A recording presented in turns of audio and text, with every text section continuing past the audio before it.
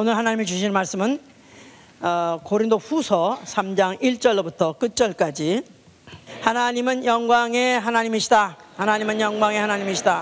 하나님은 영광의 하나님이시다. 하나님은 영광의 하나님이시다. 시편 29편 3절 외에 여러 구절에 하나님은 영광의 하나님이시라는 것을 기록하고 있습니다.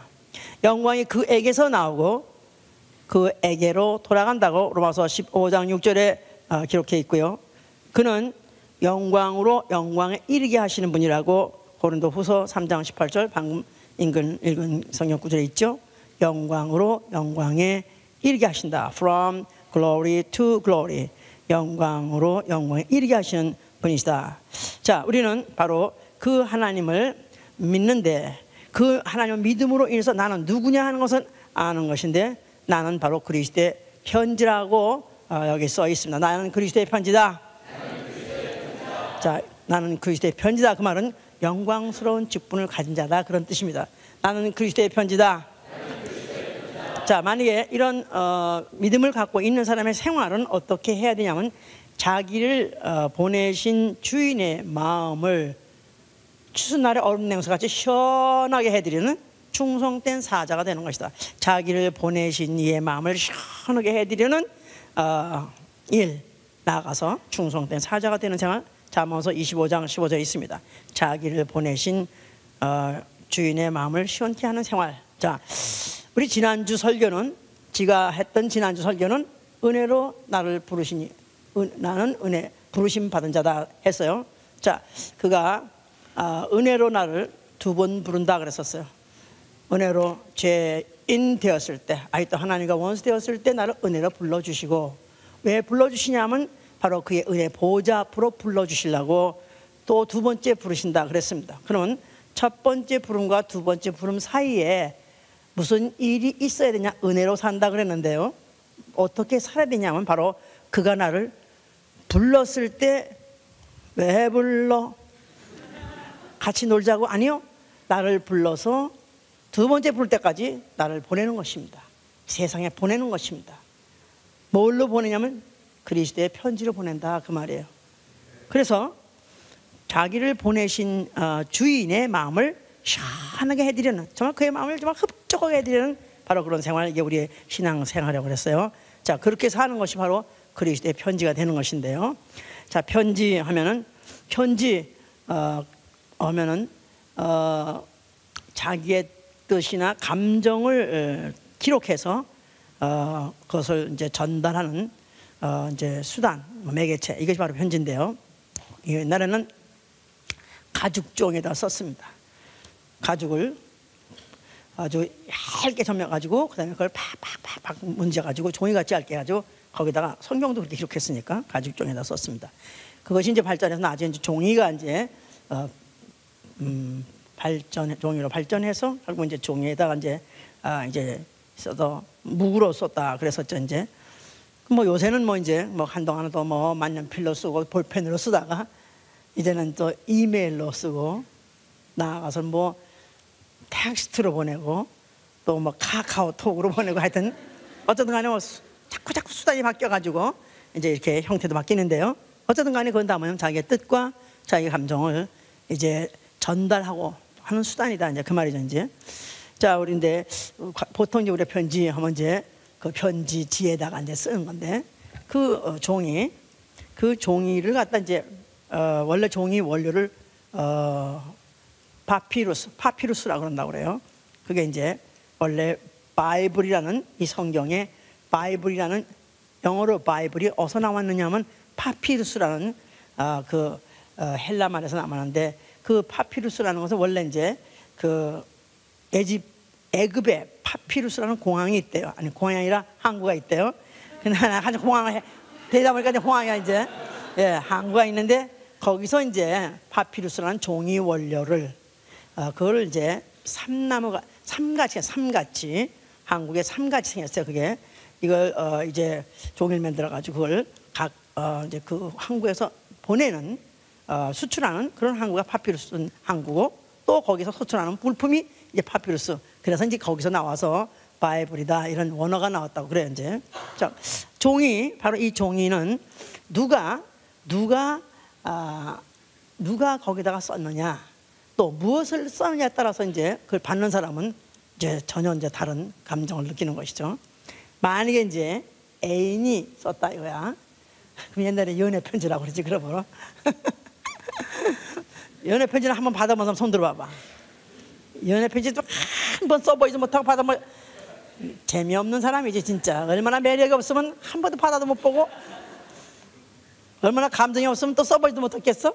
자, 그런데 하여튼 하여튼 연애 편지라는 건 하여간에 그게 받는 순간에 벌써 딱 여러분 마음이 두근두근 해가지고 열어보면은 거기에 만약에 정말 아주 그냥 그 달콤한 그런 꿀송이보다 더 달콤한 그런 내용이 있으면은 그야말로 이제 너무 행복하고 또 행복해서 품에 안기도 하고 입에 맞추기도 하고 난립니다. 또 갔다가 잘 보관도 하고요. 근데 만약에 이제 어떤 편지가 왔는데 그 편지가 무슨 고지서, 또 만약에 내가 지금 네 아들을 지금 내가 바깥에 네 아들 학교 갔다 오는 걸 내가 잡고 있는데 너 만약에 네 아들을 찾고 싶으면은 어디 빠고다 공원 앞에 3시까지 돈 무슨 현금 1억을 가져와라 이래 놓으면 이건 이제 한박장. 이건 진짜 사색이 되는 거죠. 이제 같은 종이라 할지라도 누가 무엇을 써냐에 따라서 이제 그 상대방에게 주는 영향은 말로 못해 이제 선지차이가 나죠. 천당과 지옥 차이가 난다 이 말이에요. 뭐 그래서 통지서라든가 뭐 영장이라든가 또 아니면 부고라든가. 그래서 그런 편지 옛날에는 그래서 그 엽서들을 많이 사용했었어요. 그러면 이제 무슨 그 우체부들이 다 동네 사람 알아요. 뭐 그 집에 숟가락이 몇이 있고 자식이 몇 명 있고 자식이 지금 어디가 있고 다 알아요. 그런데 이제 옛날 오편엽서에 아들, 그 집의 아들이 외아들이 이제 서울에 가 있는 걸 아는데 우체부가 딱 읽어보니까 우편엽서 이제 오픈된 엽서 있잖아요. 그걸 보니까 이 아들이 죽었네. 그래가지고 죽었다는 그 사망 통지서를 갖다 이제 그 집 앞에 그 동네 그 자기 영감한테 전화를 하니까 그 영감이 얼마나 슬퍼서 같이 울고 가는 거. 지가 마치 편지가 됐어. 그러니까 벌써 이 우체부가 들어올 때 얼굴이 벌써 안색이 재앙을 부르면 벌써 이건 아주 흉한 소식이구나. 또 아니면 우체부가 또 보거나 이 집에 드디어 아들이 장원급제 그러면 또 기뻐가지고 오면은 이 집에 또 아주 귀한 소식이 있구나. 그래서 그 우체부 자체가 편지와 동일한 그런 옛날 역할들을 과거에 많이 했었어요. 이것은 그런 것도 없으니까 사실 살맛 안 나고 너무 재미안 나. 하여튼 간에 옛날에는 그랬었어요. 그렇게 훈훈한 감정이 있었었어요. 이제 자, 이 성경은 무엇에 대해서 말하고 있느냐? 성경은 무슨 책이냐 하면 성경은 하나님의 편지예요. 간단히 말해서 성경은 하나님의 편지다. 하나님이 누구에게 하신 편지? 사람에게 하시는 편지. 자기 형상대로 짓고 자기의 모양대로 짓고 자기와 함께 영원히 살 계획을 갖고 짓고 자기의 사랑을 쏟아부을 대상으로 지은 사람에게다가 하는 편지다. 그래서 이제 바이블이라고 한다. 이제 그 말이에요. 이제 자, 하나님이 이와 같은 대상으로 지었지만은 그러나 에덴 동산에서 사건이 벌어짐으로 인해서 인류는 이제 하나님과 원수가 돼서 하나님을 떠나 원수 마귀와 함께 지옥을 가게 됐습니다. 하나님이 금하신 선악과 먹지 말라 했는데도 불구하고 뱀의 꾀임을 받아가지고 이제 여자가 먹고 또 남편에도 줘서 같이 먹으로 인해서 그들은 이제는 불구대천지 원수로 이제는 하나님을 등지고 하나님이 없는 지옥행을 마귀와 함께 이제 가게 된 것이죠. 자, 하나님은 이러한 인류에게다가 어떻게 하면 자기의 감정과 자기의 뜻을 전달해서 그들로 하여금 돌이키고 그들로 하여금 돌아오되 이제 정말 하나님 앞에 돌아올 때 영광스럽게 돌아오게.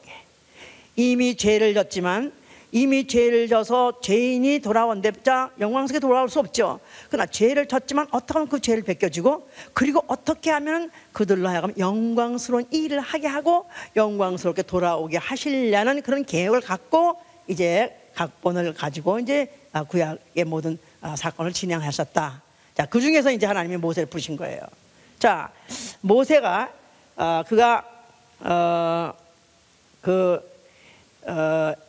이미 애굽에 이스라엘이 400여 년 동안 좀 종살이를 하고 있는 그런 중에 그가 이제 그 애굽에서 그 자기 백성이 그런 혹독한 대우를 받는 거 보고 그가 거기서 분개해가지고 그래서 사람을 하나 죽이고 도망 나와가지고 지금 광야에 있을 때입니다. 하나님 불렀어요. 그걸 불러가지고 그가 하나님이 그 모세에게 뭐라고 말씀하면 내가 너를 보내노라. 내가 너를 바로에게 보내겠다. 내 백성 이스라엘을 거기서부터 이끌어내라 그랬어요. 그때 그는 구두로 들었고 또 그가 이제 가서 또 이제 말심부름하게 된 거예요. 그랬을 때 처음에 이제 그가 가고 싶지 않았기 때문에 그러면 도대체 내가 가랜다고 오랜다고 그 사람이 그들이 나오게며 또 내가 보내가 달랜다고 또 바로가 보내겠습니까? 나를 보내신 이가 누구라고 말해야 됩니까? 하고 물어봤을 때 그때 하나님이 뭐라고 말씀하셨어요? 나는 여호와라. 나는 여호와라. 나는 여호와라. 나는 스스로 있는 자라. 스스로 있는 자가 너를 보낸다 하라 그랬었어요. 그래서 이제 모세는 원래는 가기를 원치 않았지만은 그러나 하나님이 그를 보내라는 바람에 그가 가서 구두로 말했어요. 구두로 말하기를 자 이제 우리 하나님 여호와가 말씀하시기를 내 백성을 내 보내랜다 하고 말했었어요. 그랬더니 이 바로가 보나마나 그래서 왔다야 너 아니 무슨 여호와가 누구간디 아니 여호와가 보내란다고 내가 보내겠느냐 하면서 반문하고 반발하니까 바로 이제 그 여호와가 누군가를 보여주느라고 10가지 재앙을 일으켰고 그래서 결국은 그들은 이제 해방을 해서 이끌어 나왔죠. 이제 자 그러고 난 다음에 이제 광야에 이르러서 호렙산에 올라가서 시내산에 올라갔어요. 그랬더니 그때 하나님이 그 모세에게다가 그다가 이제 돌판을 주었다 그랬었어요. 돌판 출애굽기 31장 18절에 여호와께서 시내산에서 모세에게 이르시기를 마치시고 증거판 둘을 주셨었는데 그 돌판은 하나님이 친히 쓰신 것이다. 그 돌판은 하나님 친히 쓰셨다. 그때 뭘 적었죠? 그때 이제 십계명을 적어주신 거죠. 이제 그걸 받아가지고 이제 그가 내려왔어요. 내려오는데 그때 그 아래에서는 백성들이 우리를 인도하던 신이 어디 갔느냐 하면서 금송아지를 만들어가지고 그야말로 이제 온 그들이 만행을 저지르고 있었었죠. 이제 그랬을 때 그가 돌판을 그들에게 던져버리고 깨트려버렸다 그랬었어요. 그리고 난 다음에 이제 거기 우상에게 절하고 춤추던 모든 자들은 다 그들은 그날 죽임을 당하고 다시 이제 산에 올라가 됐을 때 그때 하나님이 그들의 지시를 했어요. 모세에게 지시를 했어요. 요거는 이 아까 읽은 성경 구절과 똑같은 구절이지만 우리 한번 눈으로 확인해요. 출애굽기 34장 1절은 모세가 이스라엘의 온 회중을 모으고 그들에게 이르되 여호와께서 너에게 명하사 행하게 하신 말씀이 아니 34절 1절에는 돌판을 깎아 여호와께서 모세에게 이르시되 너는 돌판 둘을 처음 것과 같이 깎아 만들라. 내가 깨트린 바 처음 판에 있던 말을 내가 그 판에 쓰리니 자 그래서 그 깨트린 그 돌과 같이 똑같은 돌을 네가 그것을 다듬어 가지고 올라오라 그랬었어요. 자 그래서 이제 그 돌판을 가지고 가서 그 다음에 28절에는 뭐라고 그랬냐면은 28절에 모세가 여호와와 함께 40일 40야를 거기 있으면서 떡도 먹지 아니하였고 물도 마시지 아니하였으며 여호와께서는 언약의 말씀 곧 십계를 그 판들에 기록하셨더라. 모세가 그 증거의 두 판을 자기 손에 들고 시내산에서 내려오니 그 산에서 내려올 때 모세는 자기가 여호와와 말씀하였음을 인하여 얼굴 거풀에 광채가 나나 깨닫지 못하였더라. 아론과 온 이스라엘 자손이 모세를 볼 때 모세의 얼굴 거풀에 광채 남을 보고 그에게 가까이 하기를 두려워하였더니 모세가 그들을 부르니 아론과 회중의 모든 어른이 모세에게로 오고 모세가 그들과 말하니 그 후에야 온 이스라엘 자손이 가까이 오는지라. 모세가 여호와께서 시내산에서 자기에게 이르신 말씀을 다 그들에게 명하고 그들에게 말하기를 마치고 수건으로 자기 얼굴을 가리웠더라. 그러나 모세가 여호와 앞에 들어가서 함께 말씀할 때에는 나오기까지 수건을 벗고 있다가 나와서는 그 명하신 일을 이스라엘 자손에게 고하며 이스라엘 자손이 모세의 얼굴에 광채를 보는 거로 모세가 여호와의 말씀하러 들어가기까지 다시 수건으로 자기 얼굴을 가려웠더라. 자, 이 얘기는 이제 시내산에 이제 그 판을 가지고 올라갔더니 올라갔을 때 거기 가서 40일 40야를 40일 동안에 물도 마시지 않고 떡도 먹지 않았다. 아주 금식도 이런 완벽한 금식은 없는 거예요. 그런데 그가 그러고 있는 가중에 하나님은 그 돌판에다가 10계명 언약의 말씀을 거기다가 기록하셨더라 그랬었어요. 자, 그래서 이제 그것을 가지고 산에서 내려오는데 그 얼굴에 광채가 얼마나 난지 몰랐었어요. 근데 자기는 깨닫지 못했어요. 그런데 내려오니까 막상 아론도 오 마이 갓 무섭다. 그리고 모든 사람이 오 마이 갓 너무너무 광채가 나는데 그 광채가 무서울 정도로 너무 이거는 사람에게서는 알 수 없는 그런 광채가 나니까 도무지 쳐다볼 수 없어가지고 모두 다 눈을 가렸어요. 그러니까 차라리 그가 자기가 수건을 써서 가리워서 그들로 하여금 보지 못하게 했었더라. 그래서 그가 성소 안에 들어가게 되면 그가 그 수건을 벗고 있다가 나오게 되면 반드시 또 다시 뜨고 있었다 그랬었어요. 그러니까 아마 그가 이제 하나님과 대면하고 말씀한 결과로 얼굴이 그렇게 이제 광채가 났었다 그랬었어요. 이제 그래서 이제 그런 모세, 이제 그런 모세는 그 후에 죽었지만 그러나 이제 그것을 길이길이 기억나게 잊어버리지 않게 하시려고 뭐를 짓게 하셨다? 성소. 자, 성소를 딱 생각하면 뭐를 생각하는 거예요? 바로 그 안에 뭐가 있어요? 돌비가 있고 하나님이 친수로 적었다고 하는 바로 그 돌비가 그 안에 있고 그 돌비를 누가 쓰셨다고요? 하나님이 쓰셨고 하나님의 말씀하신 그 말씀하신 내용. 그래서 하나님이 그 당시에 모세에게 준 편지지는 종이가 아니라 뭐였어요? 돌이었어요. 돌. 그래서 그 돌로 된 하나님의 말씀하신 것을 받아가지고 나왔는데 그러는데 모세 얼굴이 막 그냥 너무 광채가 났다 이 말이야.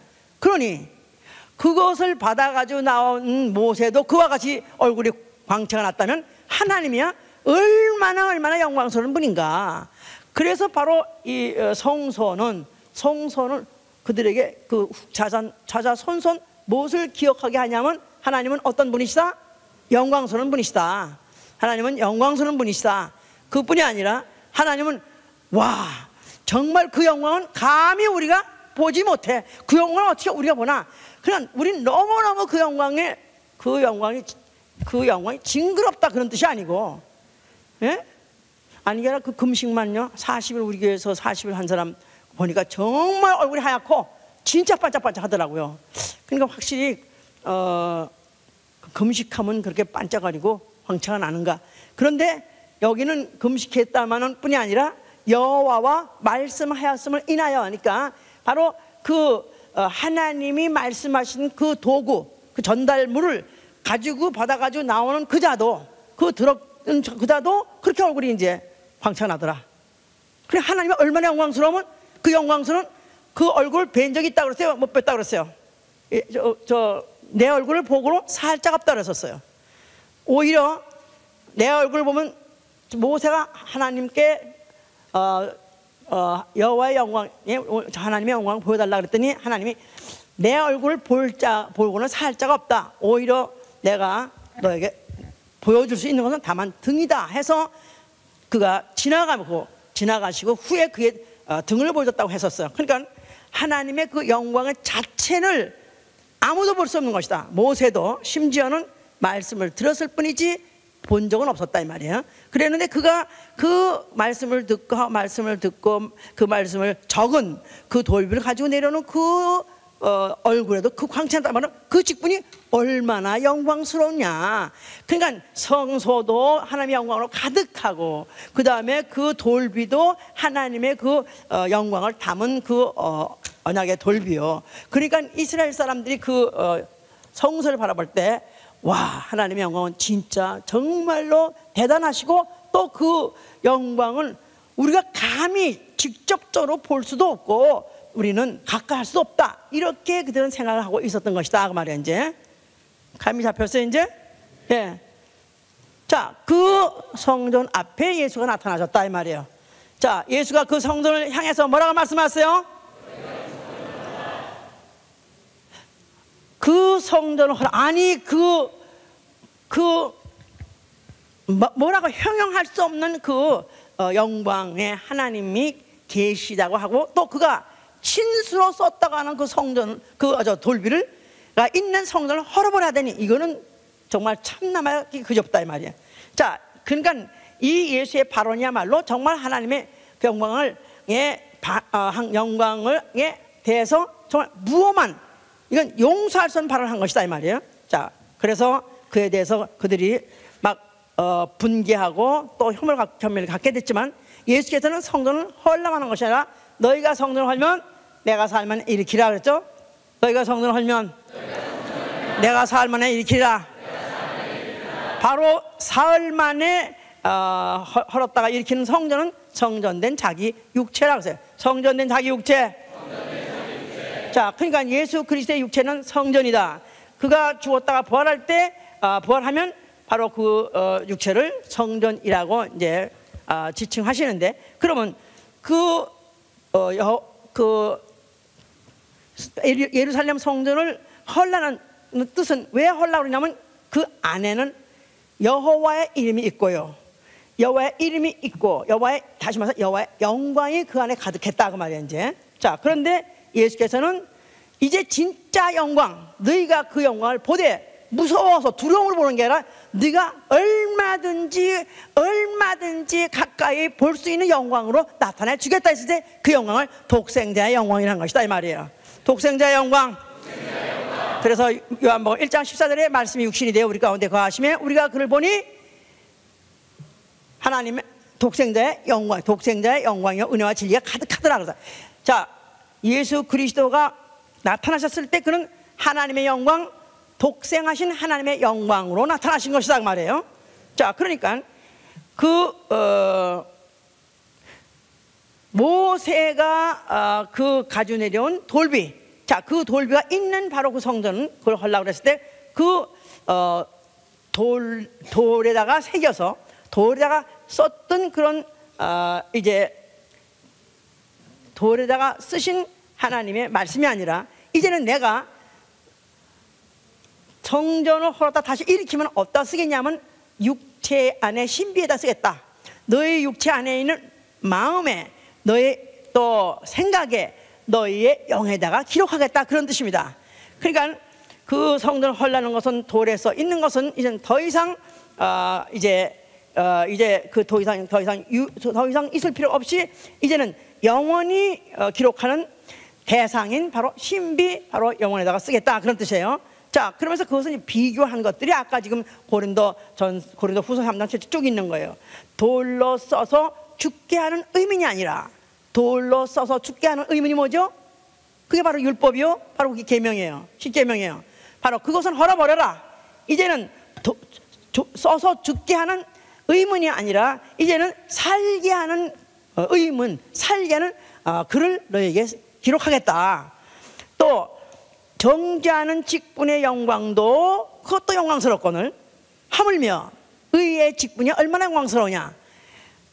정죄하는 직분도, 자, 돌비는 뭐 하는 것, 율법은 뭐 하는 거예요? 정죄하는 직분이에요. 돌비. 율법.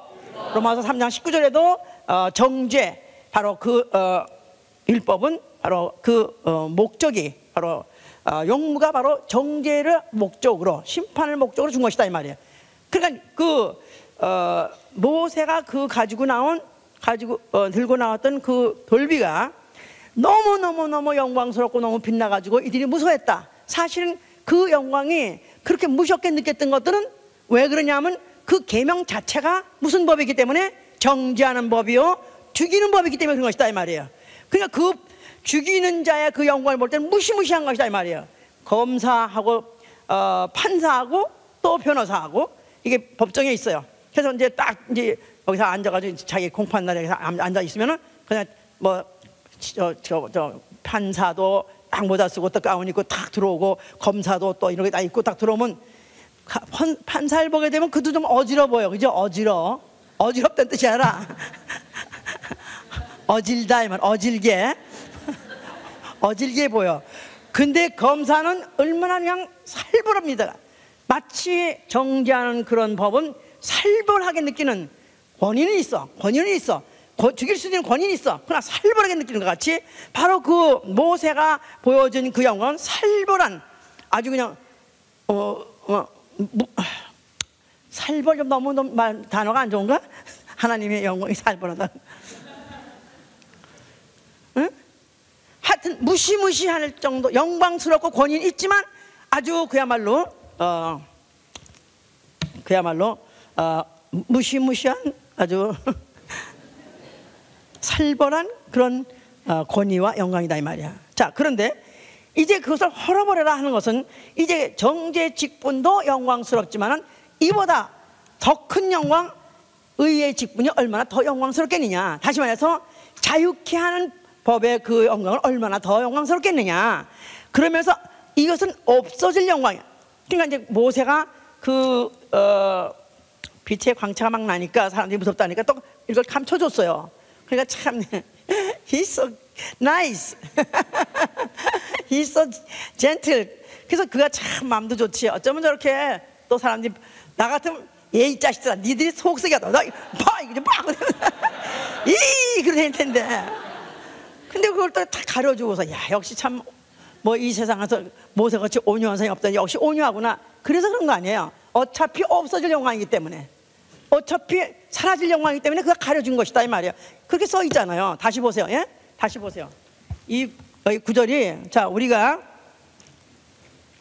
7절부터 보시면은 돌에 써서 새긴 죽게 하는 의문의 직분도 영광이 있어 이스라엘 자손들이 모세의 얼굴에 없어질 영광을 인하여 그 얼굴을 주목하지 못하였거든. 하물며 영의 직분이 더욱 영광이 있지 아니하겠느냐. 정죄의 직분도 영광이 있은즉 의의 직분은 영광이 더욱 넘치리라. 영광되었던 것이 더 큰 영광을 인하여 이에 영광될 것이 없으나 없어질 것도 영광으로 말미암았은즉 길이 있을 것은 더욱 영광 가운데 있느니라. 우리가 이같이 이것은 소망이 있으므로 담대히 말하노니 우리는 모세가 이스라엘 자손들로 장차 없어질 것에 결국을 주목지 못하게 하려고 수건을 그어오기에 쓴 것 같이 아니하노라. 그러나 저희 마음이 완고하여 오늘까지도 구약에 읽을 때 그 수건이 오히려, 자, 이 유대인들은 아직도 그들이 예수가 왔어도 그들은 예수의 그냥 그는 목수의 자식이요 아니면 가난한 마리아 과부지 아들이요, 일개 그냥 평민인데 그가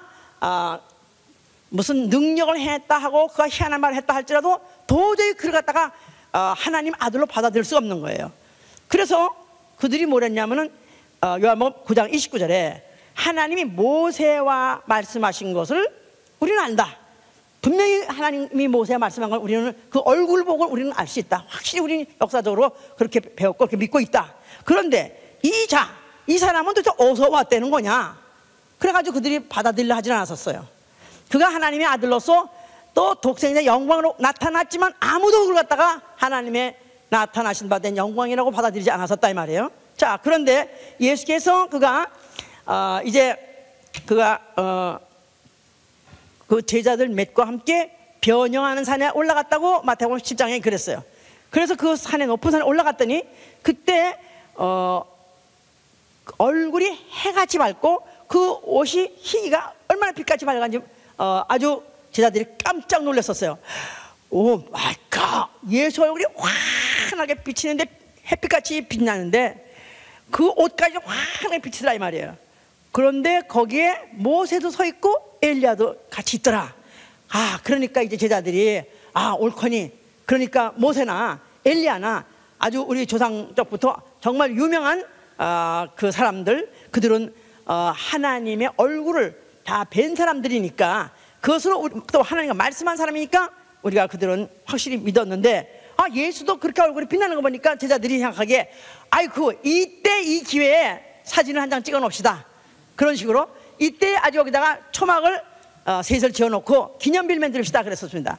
그랬더니 하늘에서 소리가 나기를 그때 모세와 엘리야는 간데온데 없어지고 오로지 예수만 남았는데 하늘에서 소리 있기를 이는 내 사랑하는 이요 내 기뻐하는 자라. 이는 내 사랑하는 아들이요 내 기뻐하는 자라. 너희는 저희 말을 들으라 그랬었어요. 예수의 말을 들으라. 그래서 예수, 그 모세도 간대었고 엘리야도 간대었고 선지자도 간대었고 그 하나님의 그 영광을 보고 또 그 돌비를 가지고 내려오고 그 말씀을 들어가지고 내려왔던 그 모세도 결국 한마디 말해서 그도 하나님의 메신저지요. 하나님의 그 소식을 전한 자니까. 그런데 그는 오히려 그가 갖다 간대없더니 오히려 이제부터는 예수의 말을 들으라고 이제 말씀하셨죠. 이제 자, 예수께서 말씀하시기를 내가 하늘로서 내려온 것은 내 뜻을 행하러 온 것이 아니라 나는 아버지께서 보내신 뜻대로 말하고 행하러 왔다고 말하셨어요. 요한복음 6장 38절 40절에 내 아버지의 뜻은 나를 보고 믿는 자마다 영생을 얻게 하는 것이니 마지막 날에 내가 저를 살리리라 그랬었어요. 내 아버지의 뜻은 나를 믿는 자마다 영생하는 것이니 내가 마지막 날에 살리리라. 자, 예수 그리스도가 나는 보내심을 받았다 그랬어요. 그러니까 모세도 보내심을 받았어요. 백성에게 보내심을 받고 그가 하나님의 메시지를 그가 돌비에 받아가지고 적은 것을 가져가 보여준 것이다 이 말이야. 자, 그러나 그 직분은 너무나 영광스러워서 얼굴에 광채까지 났다 할지라도 이거는 정죄하는 직분이요 죽이는 직분이다 이 말이에요. 그 영광이라는 것은 어차피 앞으로 없어질 영광이었던 것이다. 그랬기 때문에 그가 얼굴을 수건으로 가렸던 것이다 이 말이에요. 자, 언제가 되면은 그 영광이 사라져요? 어차피 없어질 영광이라 했지 않았었어요? 어차피 없어질 영광, 어차피 정죄하는 영광도 큰데 그랬는데 그 영광은 사라질 것이다 그랬었어요. 언제 없어질 것입니까? 그 영광이 예수 그리스도가 독생자로 나타나는데도 아직까지 저들은 아무도 알아보지 못했다 그랬어요. 드디어 이제 그 영광을 본격적으로 그가 완전히 베일을 벗기고 보여준 때가 어느 때냐면 그가 십자가에서 죽으실 때다 이 말이에요. 자, 그가 죽으실 때 뭐라고 말씀하세요? 자, 그러면서 갑자기 어두워지더라. 햇빛이 갑자기 무색해지더라.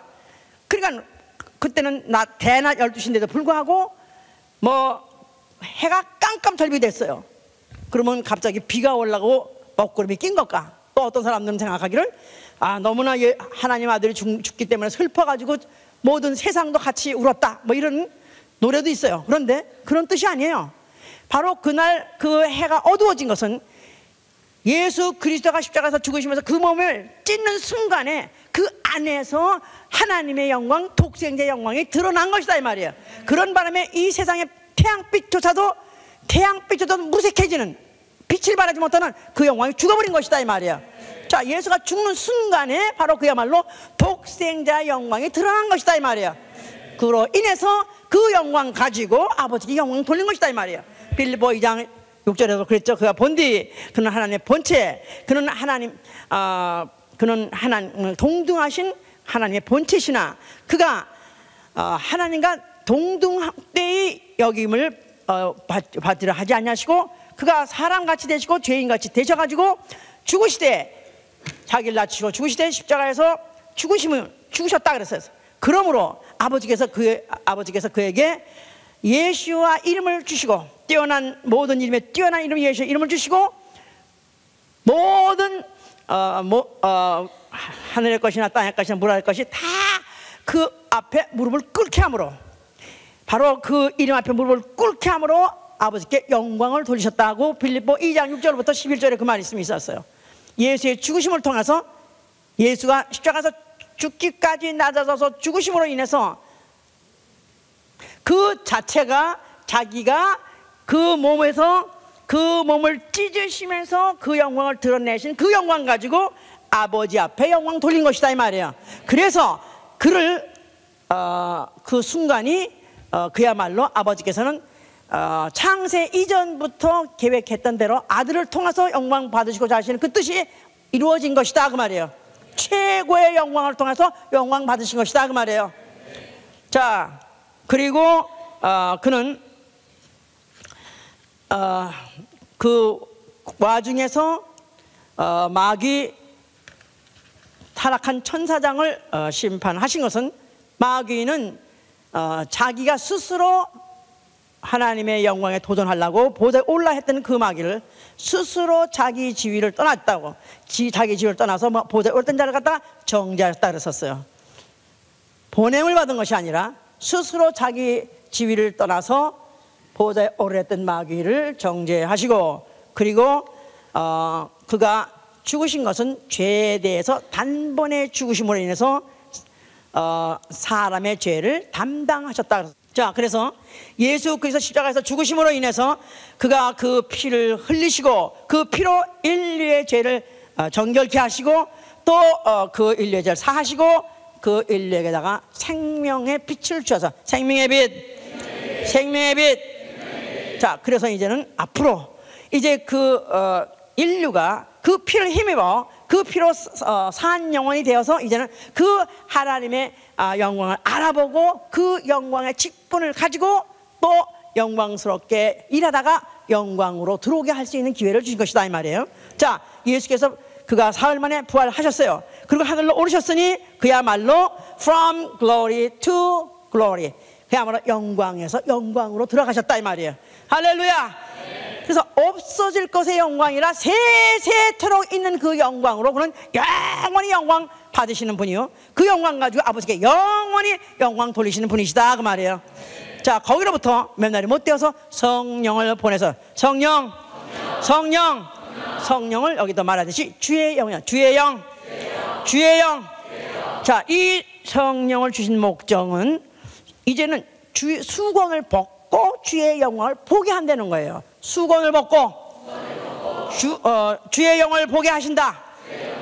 성령 받은 목적이 뭐냐면 예수의 영광을 보게 하는 것이다 이 말이에요. 수건을 벗어버리고 이제는 확실하게 아주 명확하게 눈부시게 그 영광을 알아보게 하려고 성령이 오신 것이다 이 말이에요. 예수와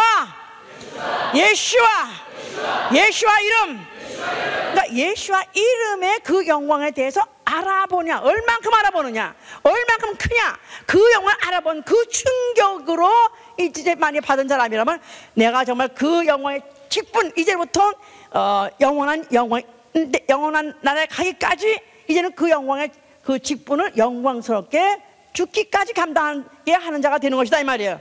자, 그래서 그와 같은 형상으로 변화되리라.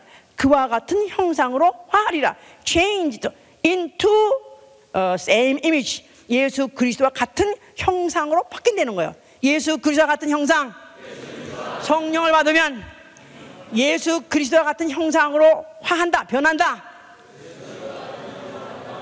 그러므로 인해서 무사람이 알아보고 읽는다는 거예요. 성령 받으면 아멘 하세요. 세상 사람들이 나를 보고 나를 알아보고 읽는다는 거예요. 나를 뭐같이 편지같이 보고 알아본다는 거예요. 읽은다는 거예요. 나는 그리스도의 편지다. 그 편지에는 뭐가 담긴다고 그랬죠? 편지에는 그의 하나님의 뜻이 담겨 있고요, 하나님의 감정이 담겨 있는 것이다 이 말이에요.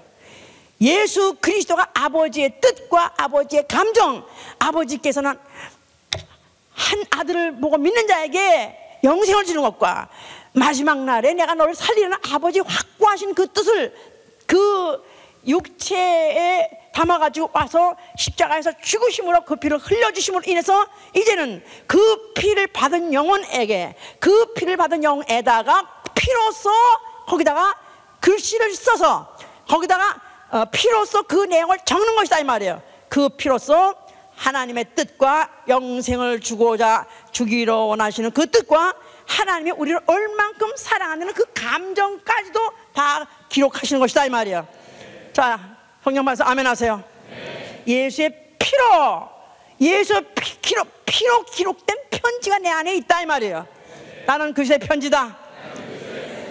묵으로 쓴 게 아니라 예수의 피를 찍어가지고 내 영에다가 기록하되 나는 너를 사랑한다. 나는 너에게 정말 주기를 원하는 게 독생자의 이 피를 너에게 흘려줬으니 그 피 가지고 영원히 살아라. 절대 영생을 포기하지 말아라 하는 그 내용을 기록해 놓은 것이다 이 말이에요. 나는 그리스도의 편지다. 그래서 그리스도의 편지가 됨으로 인해서 영광으로 영광에 이르게 하려는 것이다 이 말이에요. 그 일을 감당함으로, 그리스도의 편지의 일을 감당함으로, 영광스러운 직분을 감당함으로, 그 감당한 결과로 이제는 영원한 나라, 영광스러운 나라에 들어오게 하시는 것이다 그 말이에요. 자, 정죄의 직분도 영광이 있다. 모세의 그 직분, 그 모세가 돌비가 주는 그 직분도 얼마나 영광스러우면 사람들이 보지 못하고 두려울 정도로 못 볼 정도로 알아봤다 이 말이에요. 그러면 만약에 그보다 없어질 영광보다 더 영원한, 더 큰 영광의 직분을 내가 가졌다면 사람들이 날 알아봐야 될 거 아니냐 이 말이에요. 알았어요? 모세의 얼굴의 광채를 사람들이 알아본 것 같이, 그건 없어질 영광이다 이 말이야. 없어질 영광. 그런데 이제 만약에 내가 예수의 피를 받아가지고 내가 성령을 받은 사람이라면, 그렇다면 내가 어딜 가든지 나를 보고 알아보고 읽어야 될 거 아니냐 이 말이에요. 하나님의 뜻을, 하나님의 감장을 읽어야 되지 않겠느냐 이 말이에요. 알아들으셨어요? 자, 그러니까 내가 만약에 나는 먹으로 쓰지 아니하고 하나님의 살아계신 영으로 쓴 것이며 돌비에 쓴 것이 아니라 육의 신비에 썼느니라. 자, 이제 내가 그리스도의 편지라면은 이제는 나는 이제 내가 그리스도의 편지이기 때문에 내가 은혜로서 나를 불러주셔서 내가 은혜 받았어요. 그래서 오늘 예배도 봤어요. 자, 그랬다면 이제부터는 나는 예배 끝나자마자 집에 가는 거, 이제는 집에 돌아가는 게 아니라 이제는 보내심을 받는 거죠. 성령의 보내심을 받는 것이다 이 말이에요. 성령의 보내심. 성령의 보내심. 뭐로 보내냐면 그리스도의 편지로 가는 것이다 이 말이에요. 무슨 내용이 뭐예요? 그야말로 복음, 기쁜 소식을 가지고 나가는 것이다 이 말이에요. 너 이렇게 계명 안 지키면 죽여가 아니라, 안식일 안 지키면 죽여가 아니라, 주의 날 주의 얼굴 뵐 수 있는 그 영광, 바로 주의 날 아무 두려움 없이 그 앞에 얼마든지 누구든지 제한받지 않고 나갈 수 있는 기쁜 소식이, 기쁜 잔치자리가 벌려졌다고 전달하는 바로 편지로 나가는 것이다 이 말이에요. 그러니까 그 모세가 돌을 가지고 내려왔을 때, 그 얼굴에 광채를 가지고 내려왔을 때는 모든 사람이 두려워했었어요. 근데 만약에 나를 만난 사람은 날 보고 두려워하는 것이 아니라 나를 보고 내가 반가운 소식, 기쁜 소식을 전해주니까 그들이 기뻐하고 즐거워야 되는 것이다 이 말이에요. 아멘? 아까 처음에 제가 얘기했어요. 우체부가 가져가다가 울고 가가지고, 그러면 벌써 얼굴만 봐도 벌써 무슨 소식인지 집안에서 아는 것 같이, 그래서 두 사람이 또 정말 편지 내용이 뭔가 막 두려워하는 게 아니라 정말 벌써 보니까 살판 났네, 영감님 살판 나수다. 그러면 안 봐도 그래 알자구나 하고서 얼씨구나 하고 좋아하는 것 같이, 정말로 내가 이제부터 나가서 만나는 자, 정말 내가 이제부터 만나서 내가 입을 열어서 버리는 자마다 나는 기쁜 소식을 전해주는 자다 이 말이에요. 아멘, 할렐루야. 그런데 편지의 사명은 1.1획도 변하면 안 되는 것이다 이 말이에요.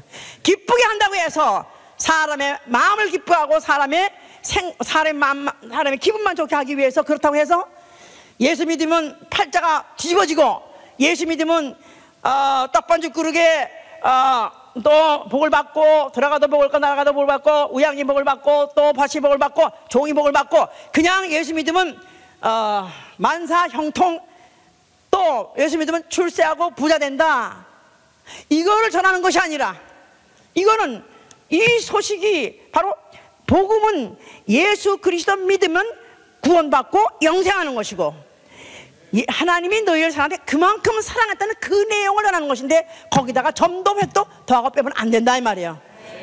진리에 점도 획도 더하고 빼면 안 된다.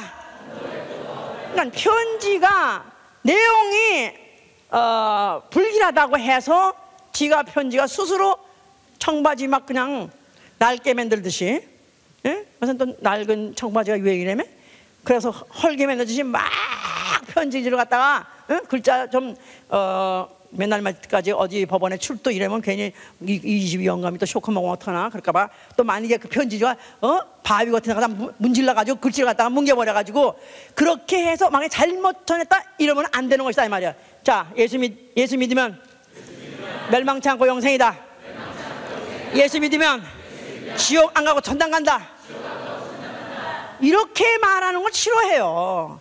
이제는 예수 믿으면 지옥 안 가고 천당 간다 하면 그 지옥 소리 하면은 무식하게 생각하고, 아니 누가 요새 그런 지옥 때문에 지옥 안 가려고 하는 사람 어디 있느냐? 나는 지옥 안 가기 위해서 예수 믿는 그런 야비한 사람이 되고 싶지 않다. 뭐 어떤 놈은 그렇게 말하는 놈도 있어요. 이 지옥 안 가기 위해서 믿는 그런 건 야비하게 그런 거 그냥 좋은 일 하기 위해서, 좋은 선생님이 교훈을 받아가지고 좋은 일 하기 위해서 나는 믿는 거지, 그런 사람이 바로 지옥 가는 것이다 이 말이에요. 그러니까 편지는 내용을 바꾸면 안 된다 이 말이에요. 점도 획도 더하고 빼면 안 된다 이 말이에요. 지금 세상에 분개하고 정말 원통한 것은 모든 지금 대형 교회들, 인기 있는 교회들, 인기 있는 목사들은 지옥 얘기 안 합니다. 신신학이 지금 지옥을 없애는 바람에, 신신학은 지금 신학계 60-70%가 신신학이에요. 지옥을 부정합니다. 그런 바람에 예수가 사상화가 된 거예요. 예수는 사상이 되어버렸고 또 하나 이론이 됐지. 예수 믿으면 영생을 준다. 영생 안 받으면 지옥이다 이 말이에요. 영생 받는 지옥이다. 해보세요. 영생이라는 걸 하나의 관념으로 생각하고 하다못해 이번에도 목사님들이 이렇게 말하는 거예요. 그냥 예수 믿으면 그냥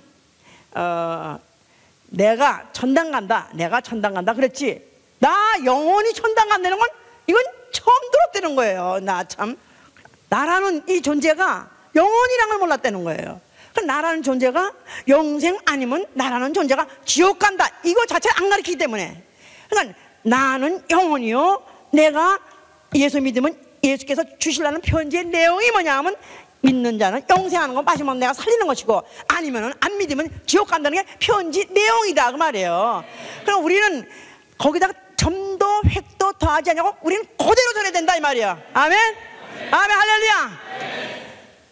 환영하든지 박대하든지 또 믿든지 말든지 복음은 변기할 수 없다 이 말이에요. 편지는 변기하면 안 된다 이 말이야. 아멘. 또 편지의 또 사명은 뭐냐면 신속히 전해야 된다 이 말이야. 편지가 벌써, 편지는 붙인 날부터 빨리 가야죠. 우리 옛날에 식모가 자기 집에다 편지 하는데 봉투에다가 달려라 그래 썼더라고.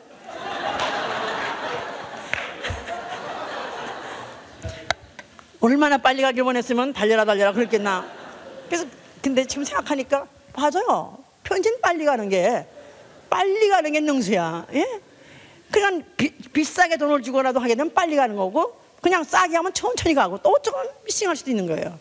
근데 편지라는 것은 보내는 자는 보낼 때 순간부터 빨리 정확하게 전달되게 원한다 이 말이에요. 그래서 시편 147편 15절에 하나님이 그 명령을 땅에 보내시니 그 말씀이 속히 달린다. Run swiftly, 빨리 달리라. 하나님 말씀은 빨리 달려야 된다. 왜? Before too late. 너무 늦기 전에 빨리 달려야 된다 이 말이에요. 내가 편지로서, 내가 그리스도의 편지로 세상에 나가, 내가 어떤 전도자를 또 정해놓고 내가 그 전도자한테 내가 전하겠다고 나가는데, 그 전도자에게 전해야 될 사실은 예수 믿으세요. 예수 안 믿으면 지옥 갑니다. 예수 믿어야 영생합니다. 이것을 빨리 전해서 그들로 하여금 결정하고 지옥 안 가고 영생을 결정해야 되는데, 또 영생 길로 들어서야 되는데, 만약에 내가 편지가 늑장 부려가지고 이미 죽어서 만약에 끝장난 사람한테는 전달돼야 아무 소용없는 것이다 이 말이에요. 그러니까 전도자는 마음이 급해야 돼요. 전도자는 마음이 급해야 된다. 그러니까 옛날에 그 1950몇 년도 영화인데, 수전 헤이워드라는 여자가 아카데미상 탄 영화예요. I Want to Live라는 영화가 있었어요. 흑백 영화인데 그 여자가 살인 혐의를 받아가지고 산 퀸틴이라는 그 샌프란시스코 앞에 있는 그 섬에 있는 감옥에서 이제 갇혀 있었으면서 그는 자기는 절대로 무죄가 되는 거야. 난 안 죽였다는 거야. 그런데 어쩌다 보니까 지금 알리바이가 없어가지고 할 수 없이 지금 자기가 죽은 거로 돼 있어요. 어떤 남자를. 그래서 거기서 탄원서를 내고 자기는 안 죽였다고 탄원서를 냈는데도 매번 기각돼가지고 그냥 할 수 없이 사형날이 됐어요.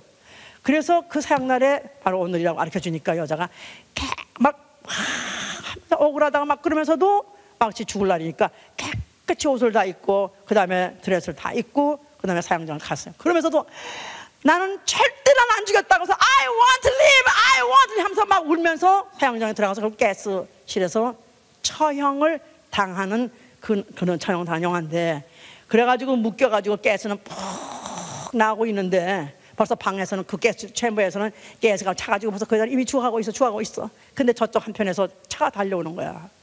웬 찌푸짝 달려오는 거예요. 달려오는데 바로 그 달려오는 그 사령 내용은 뭐냐면 이 여자의 알리바이가 드디어 입증됐기 때문에 여자 사형을 중단하라, 이 편지가 오는데 이미 이 여자는 다 그 가스를 맞고 이제 가가지고 하고 죽고 딸깍 춤이 먹는 순간에 그 차가 딱 그 감옥에 도착했어요. 그런 너무 어처구니 없고 너무 슬픈 그런 영화를 옛날에 봤는데, 우리가 너무 늦기 전에 만약에 그가 정말 구원받아야 될 대상이요, 정말 지옥 가면 안 돼야 될 대상이라면 그를 살리기 위해서 나는 신속히 달려야 되는 것이다, 이 말이에요. 오늘 하루도 나는 뒤로 미루지 않고 내게 해주신 영혼을 살려내야 된다, 이 말이에요. 나는 그리스도의 편지다. 나는 그리스도의 편지다. 바울이 바울 되게 한 그 원동력이 어디 있느냐? 바울 같은 사람이 없어. 바울은 그 은혜 받자마자 난 은혜로 부르심을 받은 자, 은혜로 나를 부르시니 나는 누구보다 수고를 많이 했다. 왜 수고를 했냐면 나는 그리스도의 편지이기 때문에. 나는 여러 번 여행으로 강의 위협을 당하고, 강도의 위협을 당하고, 동족의 위협을 당하고, 이방인의 위협을 당하고, 신의 위협을 당하고, 광야의 위협을 당하고, 바다의 위협을 당하고, 거짓 형제의 위협을 당하고, 내가 수고하고 애쓰고 자지 못하고 줄이고 목마르고 굶고 춥고 헐벗으면서 나는 내 달려갈 길을 마치노라 그랬어. 바울은 3차 그 험하고 그 길고 그 죽음이 기다리고 있는 그런 길들을 그가 어떻게 마쳤는가. 나는 내가 전하자면 누가 전하냐? 내가 가자면 누가 가나? 내가 만약 가기 전에 그 사람이 죽으면 어떡하냐? 내가 빨리 가서 나는 반드시 이 소식을 전해야 된다 하는 그리스도의 편지 역할을 그가 충실히 하느라고. 그는 환난과 결박이 있는 곳에 스스로 뛰어들어가 그가 목숨을 걸면서 그 일을 했던 거 생각하면 어떻게 하면 바울은 같은 우리 성전을 가진 사람으로서 이렇게 살 수가 있을까? 어떻게 바울은 우리보다 오히려 죄가 훨씬 없을 테인데, 그는 날 때부터 그는 바리새인으로 태어났고 8일에 할례받아가지고 그는 아예 율법으로는 흠도 없고 점도 없는 그런 자였다는데도 그가 하나님의 은혜를 받았다, 예수 그리스도의 그 속죄의 은혜를 받았다는 걸 얼만큼 크게 받았으면 나는 은혜의 복음을 증거하려 함에 있어서 내 목숨을 좀 더 귀한 것을 여기지 않겠다 했던 그 결심으로 어쩌면 그는 그렇게 하루도 쉬지 않고 그렇게 충실하게 그가 그리스도의 편지 역할을 할 수 있었을까? 자기를 보내신 주인의 마음을 기쁘게 해드리려고, 영광에서 영광으로 이르려고. 바로 그가 이 직분이야말로 영광스러운 직분. 정말 내가 정죄의 직분도 영광스럽다고 했는데, 아니 이건 살려주는 직분이요, 해방시켜주는 직분이요, 자유케 하는 직분인데 이 일을 내가 왜 내가 이 일을 내가 왜 지체하며, 내가 왜 일을 함에 있어서 내가 왜 뭐 때문에 머뭇거리나. 그는 바람박질 하듯이 그가 나는 달려간다 그랬었어요. 자, 우리 잘 생각해 봅시다. 저도 고민이 너무너무 많습니다. 너무나 많습니다. 과연 이렇게 해서 안주할 것이냐, 과연 그냥 이 상태를 유지하면서 안주할 것이냐, 아니면 더욱 바람박질할 것이냐. 우리 여러분들 영광에서 영광을 이루는 거 아무나 가는 거 아닙니다. 생각해 보세요.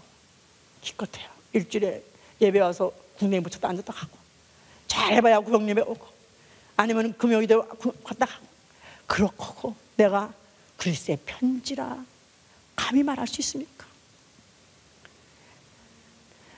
내가 입을 벌리자면 이 기쁜 소식을 누가 할래? 내가 속히 달려가서 전하지 않으면 만약 이 사람이 죽으면 어떡하나? 교통사고 나서 만약 죽으면 어떡하나? 이미 죽어버리면 나면 아무 소용없는 것인데, 그 영혼을 구령하는 그 다급함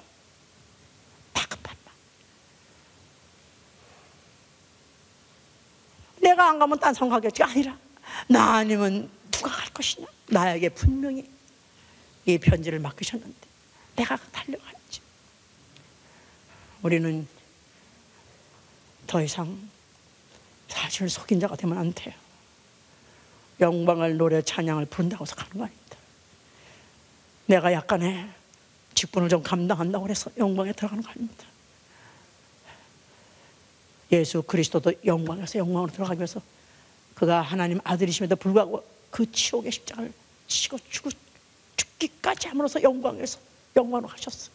바울은 이걸 알기 때문에, 그걸 액면 그대로 받아들였고 그 영광을 받기 때문에, 그 영광을 그가 성령으로 본 자이기 때문에 그는 그를 향해서 달려가는 데 있어서 모든 가진 위협을 다 무릅쓰고 한 것입니다. 저는 그렇게 생각합니다. 그 영광의 나라 들어가는 건 쉽지 않다고 생각합니다. 절대로 쉽지 않다고 생각합니다. 천에 하나 만에 하나 들어갈 수 있을까? 이렇게 안일에 빠져있고 영광에도 무감각한 이런 자들 위해서 아니요, 아닙니다. 바로 그 영광을, 영원의 비침을 받은 자, 그 영광의 수건을 다 뺏긴, 하나도 가리지 않은, 하나도 감추지 않은 그 영광을 그냥 있는 그대로 비침을 받은 자는 그 영광을 보면 인생이 바뀌는 거예요. 오로지 보이는 것은 예수의 그 영광만이 보이는 것이고, 들리는 것은 오로지 예수의 말씀만이 들리는 것이고, 오로지 바라보는 것은 그가 하늘에 나타나시는, 공중에 나타나는 그 순간만 바라보는 것입니다. 지금 세상은 가면 갈수록 더욱더 타락하고 더욱더 더러워지고 있습니다. 세상은 점점, 세상을 말할 것도 없고, 세상의 교인들이라고 말하는, 믿는 자라 말하는 사람들은 너무너무 나태해 있고 너무 무감각입니다. 하나님을 이용하려고 그러지, 예수의 영광을 알고 그 영광을 위해서 살려고 하질 않아요. 우리 예수님께는 그렇다는 교회보다는 그래도 많이 진리에 대해서 들었습니다. 깊이 들었습니다. 아니라고 핑계댈 수가 없이 들었습니다. 내 인생이 바뀌어야 돼요. 눈이 떠야 돼요. 눈이 떠야 돼요. 눈이 떠야 돼요. Open my eyes. Open, 내 눈을 열어주셔서, 내 눈을 열어주셔서 내가 주의 영광 보게 하시고, 이제부터 내 인생 바뀌어서 오로지 그리스도의 편지만 되게 해주시옵소서. 나가는 곳에 기쁨이 있게 하시고, 나가는 곳에 평안이 있게 하시고, 나가는 곳에 자유가 있게 하시고, 나가는 곳에 생명이 있게 하여 주시옵소서. 나 이르는 곳에 예수가 있게 해 주시옵소서. 오로지 예수만 나타나는 편지. 자, 기도합시다.